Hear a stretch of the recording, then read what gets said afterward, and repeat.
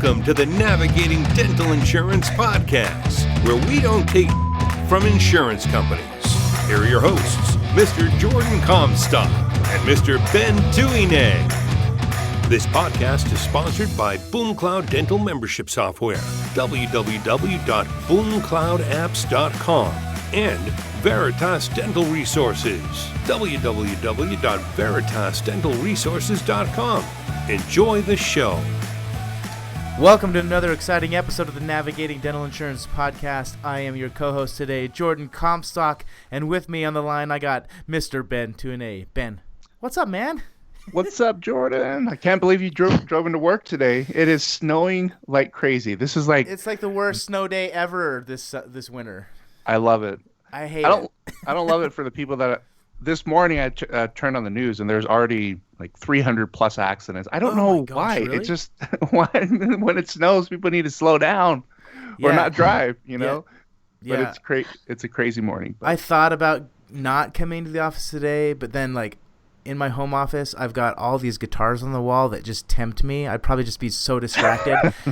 And then my daughter, she loves to come hang out with me in the office, and usually when that happens, no work gets done whatsoever.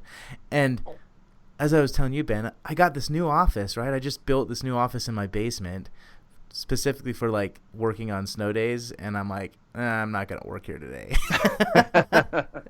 But we are releasing a huge update to the BoomCloud platform, so all my team came in today, so I'm like, I better go in today and work alongside of them. So that's why. Be the leader. Yeah, that's why I decided to come in today. So that's a good leader right there. Yes, yeah, I guess. So, and you and I, there's been a few episodes we've been just doing without each other. So I've missed you on these episodes, Benjamin. Well, hey man, you know it's we'll sync up here. Glad to be on the podcast today. You know, absolutely. It's been. I think we've only done one together in the last 3 months. But. That's all right. That's why there's two of us. We get it done. Yeah. So, right. Quick announcements. Voices of Dentistry. Ben and I will be there. So we'd love to see all of our listeners come and hang out with us there in Arizona. It won't be snowing there. It's going to be nice. So I'm definitely headed there this week. So we'd love to see you guys there. Just go to voicesofdentistry.com and register, and it's always a good event. They've got lots of CE speakers and podcasters, so we'd love to see you guys there. Okay. Cool. Today, we got an awesome guest. Her name is Jennifer Schultz. I've met Jennifer through ADMC, which is the Academy of Dental Management Consultants. It's an awesome group to get to know people in the industry. But we're bringing her on today, our show, to talk about efficiency, time, working with time, that awesome thing called time, and then also learning how to outsource insurance tasks. Jennifer is the founder and owner of Virtual Dental Office, as well as the Achievement Blueprint. Jennifer, welcome to our show. Hey, thanks, Jordan. Thank you for having me. Absolutely. And hey, Ben. Yeah. Hi. Hey, Jennifer. What's up, Ben? How you doing, Ben? Sorry, I'm still asleep here. You know, Monday morning. Just trying Monday to wake morning. It's really dark from the storm, and yeah, I hear you, Ben. I know. I was actually just staring at the snow. We don't have this often, Jennifer. Snow usually comes at night here in Utah. Excuse me. Yeah. But it is coming down hard. Like my office window is just coated with snow, and it's beautiful. I really like it. Yeah. So kind of mesmerizing. It's like hypnotizing or memorizing, whatever. So Jennifer, where are you calling from? Where are you at in the I nation? am in Dubuque, Iowa. In Iowa, okay. Yes. I know. Usually after I say Iowa, it gets very silent. Nobody comments. Nobody knows what to say. Well, I was gonna say a comment. Okay. Isn't that a big wrestling state? Yes, very much so. How did you know that, Jordan? Because I'm a wrestler. Oh, cool. Well, I was a wrestler. Musician. Yeah, I was. Yeah, I wrestled. I wrestled all my life growing up, and then in high school. And we would always watch Iowa come here to Utah. When BYU had a wrestling team, the losers, they discontinued it. Iowa State would come, and we would watch them just beat the crap out of BYU, and we loved it. So I always liked watching Iowa. Yes. So yeah. So very cool. Is it? How's the weather over there? Is it stormy or is it nice? I know nothing about that state. Yes, well, it's sunny, which is really awesome, and I think it's 0 degrees right now. So, oh gosh, sunny and 0 degrees. That's not a good combination, no matter where you're at. It's sunny and it's negative 40 degrees. Oh, so it's not. Wind Like chill. Yeah, wind chill. Negative for sure. Yeah. Gosh, I just hate the winter time, but that's all right. No, we're super excited to have you on our show. I know I've been trying to get you on the show for some time, and we connected in sunny Arizona a couple weeks ago, and finally got you rescheduled on the show. So I appreciate you coming on today. My pleasure. Thank you. Cool. So let's get started. We're gonna ask you. Well, the first question I always like to ask all of our guests is how did you get started in dentistry, and how did you get started? I'll add a couple more questions. How did you get started with the virtual dental office and then your Achievement Blueprint business? Yeah. So it all started in high school. I don't know if you wanted to go back that far. Sure, let's do it. For Jordan, that was like a couple years ago, right? And then for me, like 3 years ago. Yeah, for you, 3 years ago, yeah. Because you're only a year older than me, Ben, right? That's right. I always thought you were a year older than me, but you're not.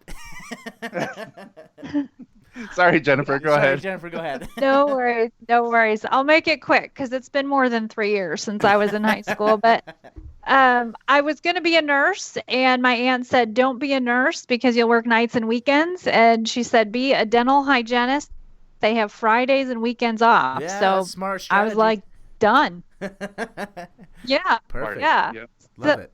So I started as a dental hygienist and became very interested in front office and insurance. And through a series of decisions and turns, I became a software trainer for Dentrix and Dexis. Nice. And then, so that was fun. I got to go into lots of offices. And through that, I saw that, in that time also, insurance was becoming more and more of a bigger deal. PPOs were coming into play.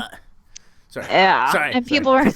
I just saw that emoji in my mind, Jordan. Thank you. the vomit emoji, the green face one. Sorry, Jennifer.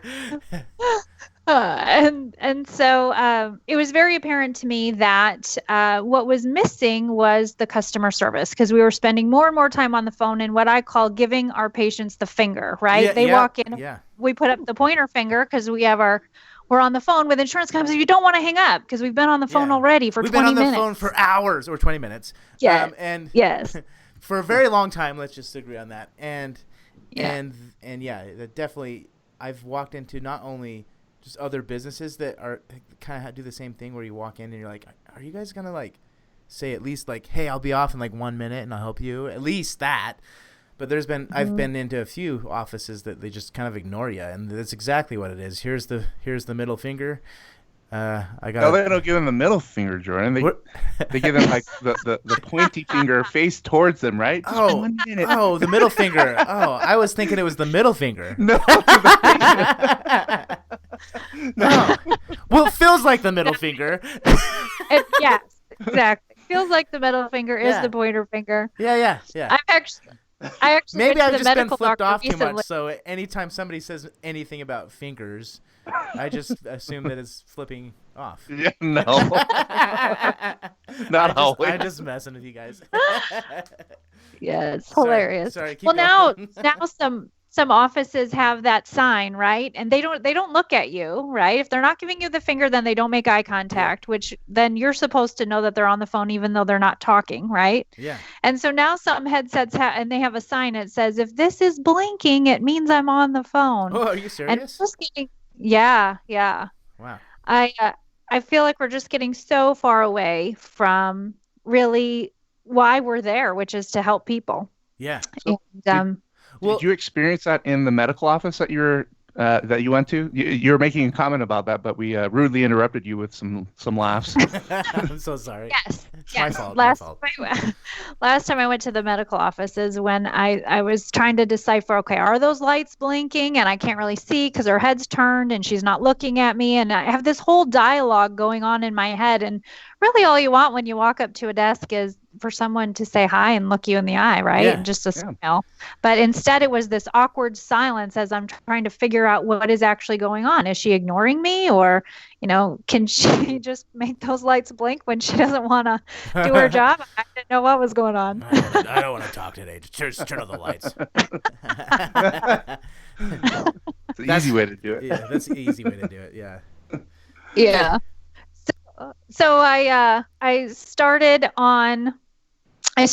virtual assistants to contact insurance companies so the office could focus on what's most important, and that is their patients. Yes. And that's how that all started. I like that. Well, you talk. Go ahead.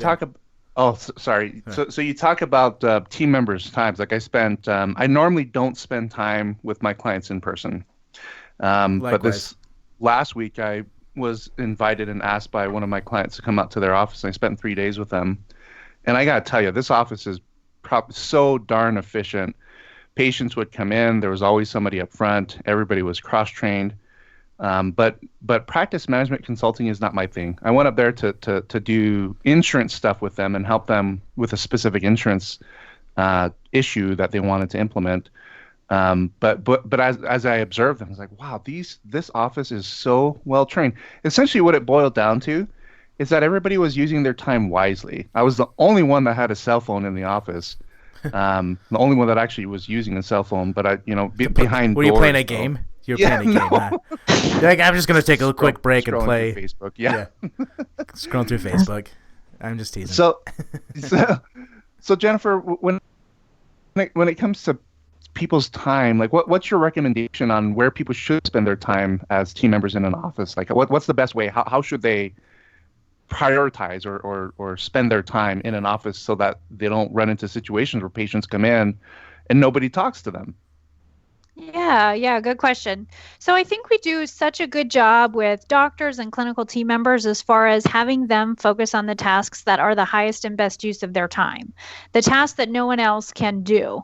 But when it comes to the front office, I feel like we just forget all of that. And so when it comes to front office team members, the highest and best use of their time is filling openings in the schedule, answering the phone, greeting patients. It is not sitting on hold with an insurance company.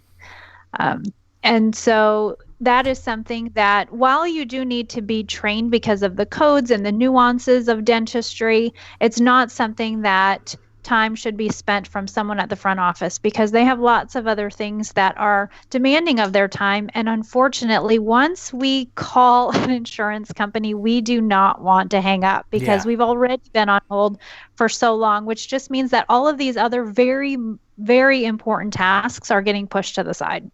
Mm-hmm. I remember I was on the phone with a client almost for an hour and a half. And then she says, Ben, hold on 1 second. She picked up the other line and she said, hey, I've been on hold for you for an hour and a half. Can you now hold for 5 minutes because I'm on another important call? And on speaker, I heard, well, I can hold for maybe 1 minute. And she said, no. You put me on hold. She was on hold for Delta Dental. She's like, I'm on the call. I'm on another important business call. You put me on hold for an hour and a half. Can I just have 5? And the Delta person said, no. I was like, I can give you 1 and that's it. Then I got to go and do another call. But I just, an hour and a half is a long time, especially, I don't know if they do that every day, but yes. I think that's just crazy that it takes doctor offices anywhere between 20 minutes to an hour and a half to get an answer. And then oftentimes when the doctor said that she was on the phone with that person for maybe 3 or 4 minutes and then the phone cut out.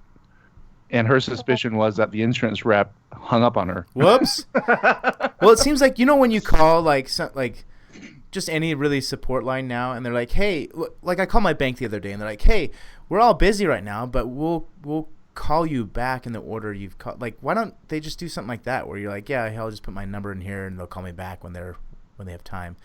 Maybe because insurance doesn't care. Because they don't give a crap, huh? No, they don't. That sounds better. Yeah. They could be doing a lot more with online, with electronic eligibility. Yeah, electronic eligibility. There's even live chat services out there. I mean, we all use these in every other industry, but it seems like insurance, they just, like you said, Ben, they just don't give a crap. Oh, that's what I said. You said they don't care. Well, that's because they're designed to collect money. Yeah, I said that. I'll field all the lawsuits from insurance that are listening to this.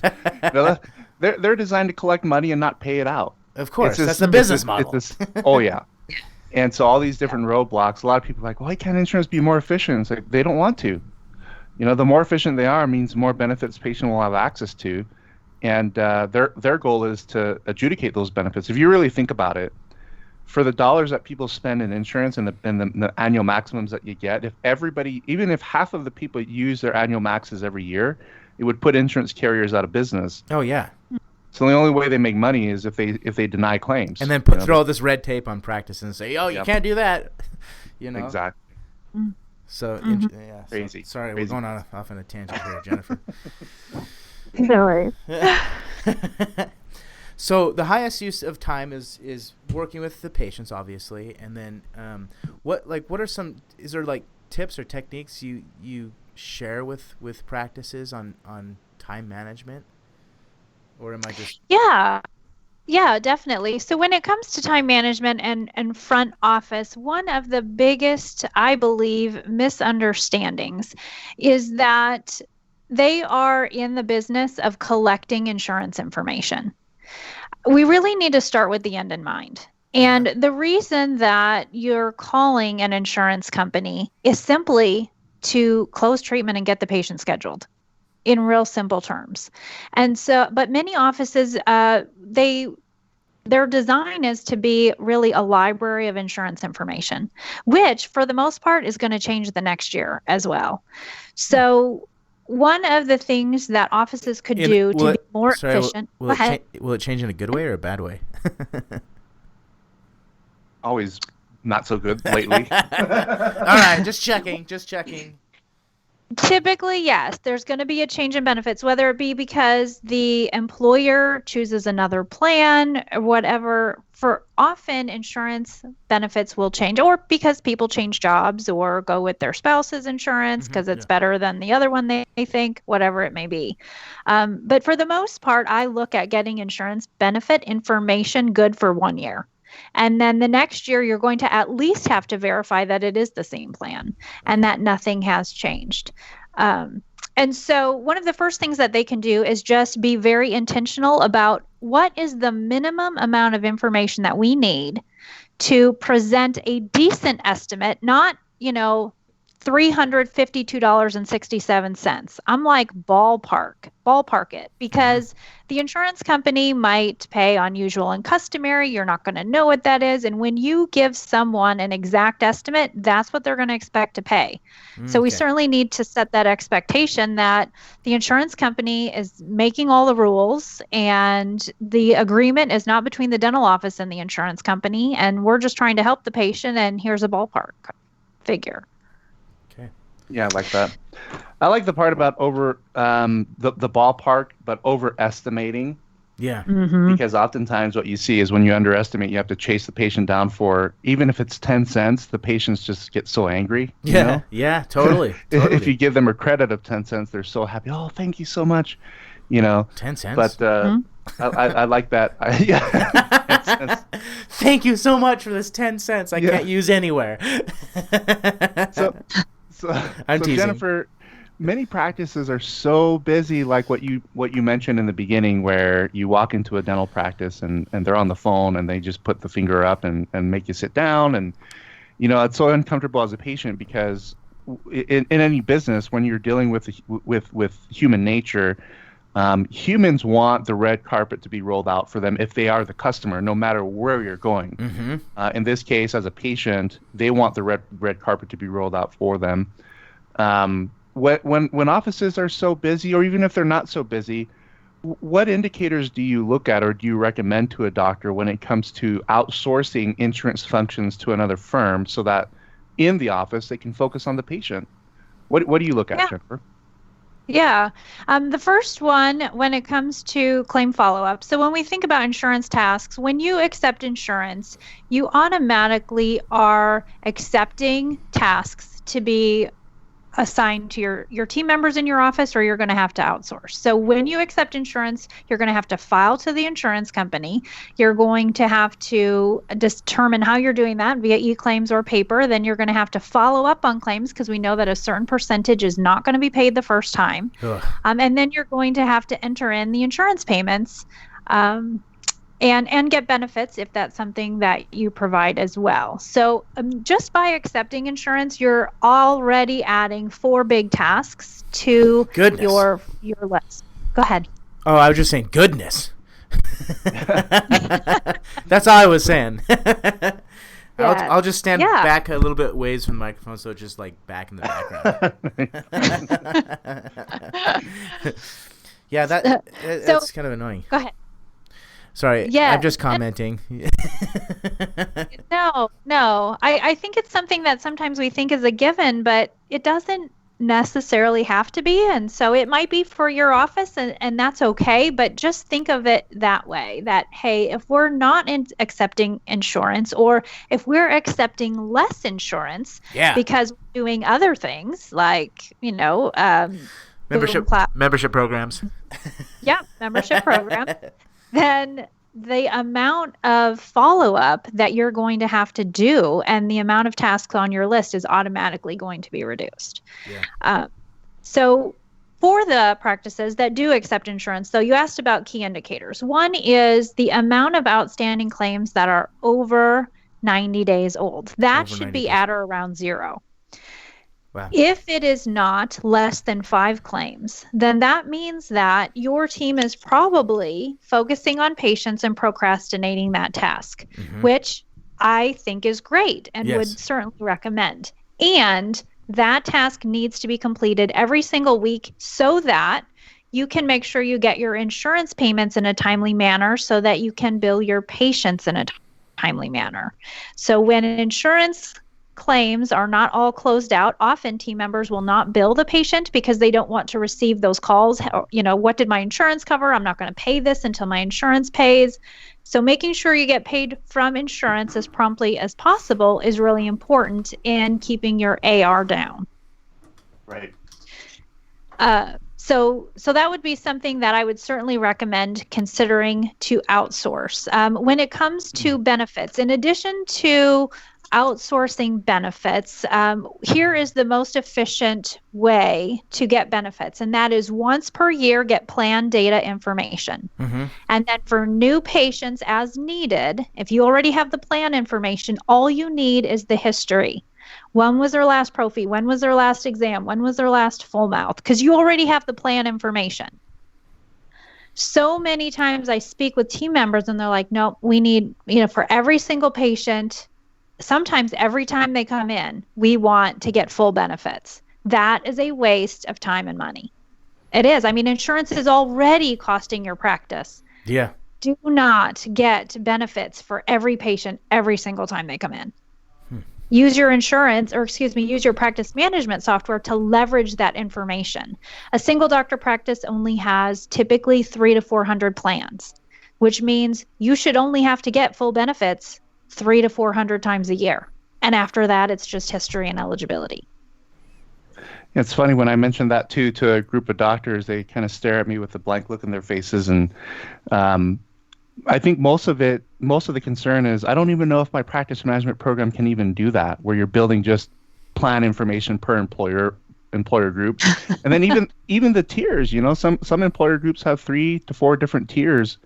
And a lot of them have no idea. It's like, I have no idea. I don't even know how to do that.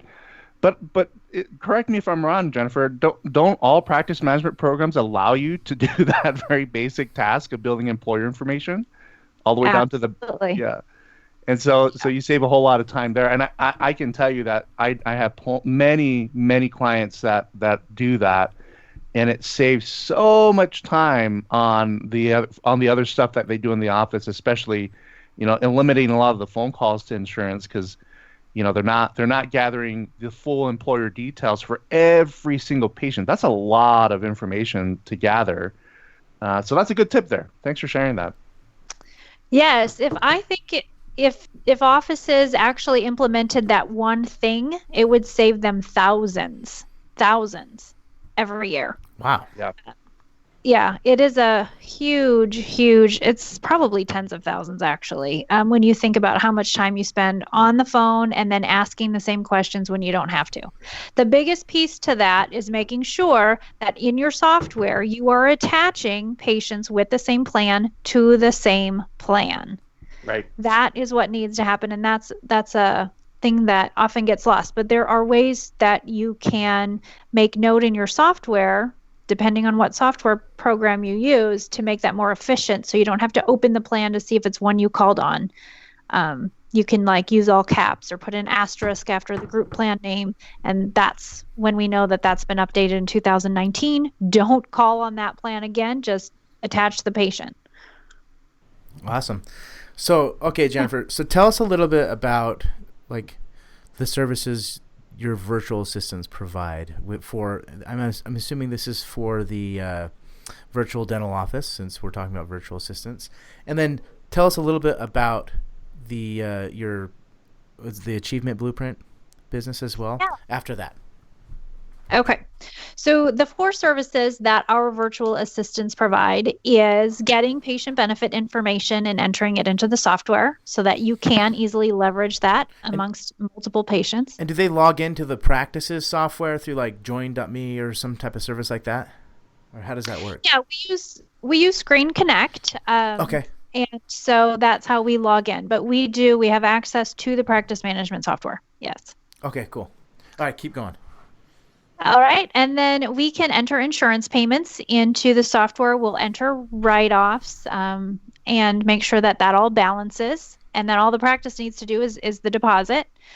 We can follow up on outstanding claims. It is essential that process is done weekly in order to make sure that you're having all of your insurance claims paid before 90 days. And so that's another service that we provide. And then benefits, claim submission is the last one. So we can send claims, we'll enter narratives, radiographs, perio charts, etc., and then check to make sure that all claims went out as well and none were rejected. Cool. What about when claims are denied? Do you help with that or provide guidance on that? They just give the insurance company the middle finger, Ben. The finger. Okay. Yeah. That's what I would assume, but Yes, we do. We will we'll write appeals, and obviously when we're entering payments, if it's for a crown and a filling and the insurance company pays on the filling, then we're going to split out the claim and figure out why they didn't pay on the crown and do what we need to do to get that paid. Yes. So I have that's pretty awesome. I have an off-topic question related to trends as it comes to claims denials. What are you seeing, since you see this? I'm sure you see this data all the time and across the entire United States. What trends are you seeing with claims being denied? Are there certain procedures that insurance companies are targeting? Are there certain small things or big trends that you're seeing by way of denials? When it comes to insurance claims denials, what our team is seeing often is when we're not sending claims, there's 2 things. Not the appropriate amount of additional information sent being at when the claim is sent initially, but also that the insurance information is incorrect in the software. Those are the 2 biggest reasons that we see claims being denied. After that, it really comes down to the quality of the narrative and making sure that you're taking, it's true. Picture is worth 1,000 words. So intraoral camera pictures and radiographs. When you have the appropriate amount of information, typically what it should be for a single doctor practice, no more than an hour a week on claim follow-up. And so just look at how much time you're spending on claim follow-up, either in your office or through your virtual assistant. And that will tell you about the quality of the information that's going out. So it's really easy to point the finger at the insurance company and yes, they make you jump through hoops. I am not negating that in any way. However, we have a responsibility as well to provide the documentation that the insurance company needs, which is kind of silly, really, if you think about it. I mean, they've never met the patient. They've never looked in the patient's mouth, and they're determining whether this service was needed. We have to write them a book. That's just how it works. It almost seems like the people that are like working for insurance companies, maybe they wanted to be a dentist really bad, but then they couldn't get in school or something. They're like, well, I guess I'll work at the I'll go work for an insurance company and then just make it difficult. I don't know. It's interesting because some of your clients, Jordan, work for insurance companies, and you wouldn't suspect it. And honestly, a lot of these guys and gals aren't bad. I mean, they're, for the most part, they're honest individuals. They're trying their best. Dentists. Yeah, they're dealing with the same things with other insurance carriers, so it's their pet peeve too to deny claims, to challenge a doctor's diagnosis, which is a lot of what you see is, a case of scaling root planing goes in, and the insurance company says, well, we don't see bone loss, and that's totally an inappropriate thing to say because it's to my knowledge, our attorneys are saying that it's against the law for insurance companies to diagnose. Yeah, I would say I would agree with that. It's their role to take the evidence that you submitted to them, to check a box, and if all the evidence is sufficient to legally pay that claim, then they can go ahead and pay it or not pay it based upon lack of information. So what Jennifer is saying is that if you have a clean claim, if you submit everything up front, and by the way, Jennifer, a lot of times when I have doctors submit denied claims to me, their narratives are in acronyms. What are your thoughts about that? Should narratives be clearly written out, or are acronyms okay? Shorthand. The industry lingo. What would you recommend there for doctors when it comes to narratives? I would not recommend using acronyms. Yeah, we want to spell everything, because the goal is every time we follow up, it's additional time and money, whether it be in the office or outsourced. And so it's not worth the time that you're going to save to use an acronym versus spelling it out and getting that claim paid. Okay, that's my thought too, and I think the concern is too.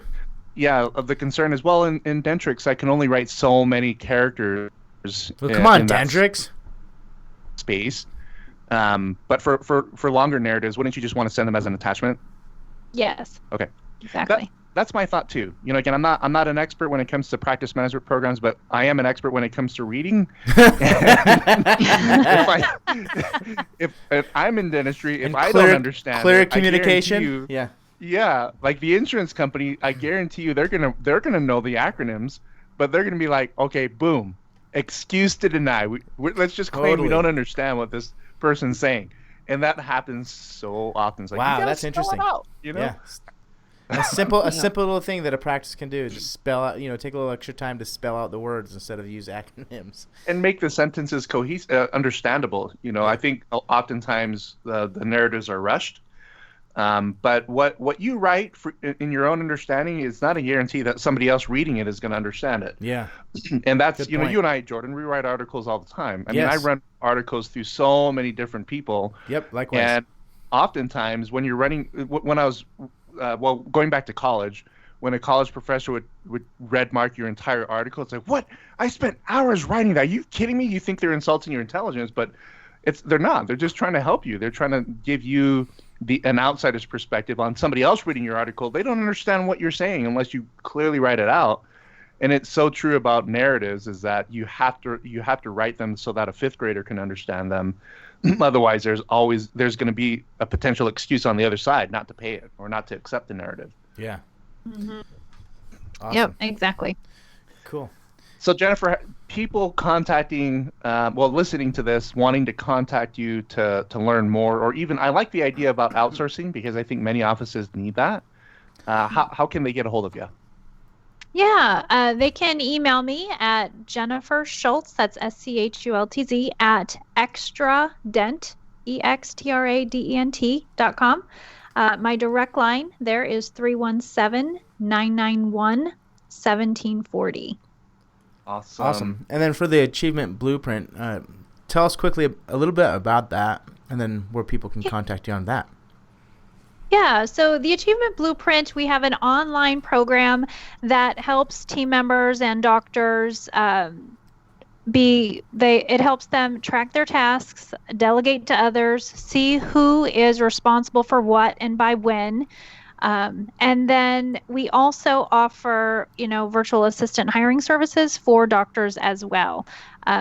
Doctors, when it comes to their admin time, again, they want to spend their highest and best use of a doctor's time is chairside. And then when it comes to admin, delegating that to a virtual assistant so that the remainder of their time truly is free and they can recharge and re-energize so that they are ready for their very demanding job of being a dentist. Very cool. Yeah, and they can reach me through for anything regarding the Achievement Blueprint at jenniferschultz.net. And my cell number there is 563-542-2546. Cool. Awesome, Jennifer. Well, we've really enjoyed having you on our show. This is an awesome episode. We'll get this out today. And all you listening out there, thanks for listening. We'll be at Voices of Dentistry. Hopefully we'll see you there too. Ben, any last thoughts here? No, Jennifer, this is awesome. You've been a wealth of knowledge for the listeners. And on behalf of the listeners, I'd like to extend our deepest thank you and gratitude for you being on the program. Yeah. And we wish you the best of success. Your information, honestly, is so needed in the industry. So thank you for what you do. And we hope you have a wonderful 2019. Thank you. My pleasure. Likewise. Thanks so much, guys. Thank you.